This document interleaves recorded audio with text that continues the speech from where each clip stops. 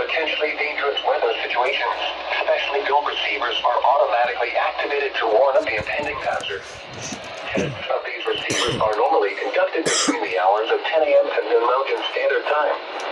If there is a threat of severe weather, will be postponed until the next fair weather day. This concludes the weekly check of NOAA Weather Radio.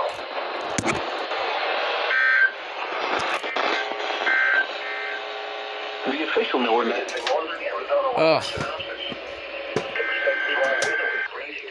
I almost missed Prescott.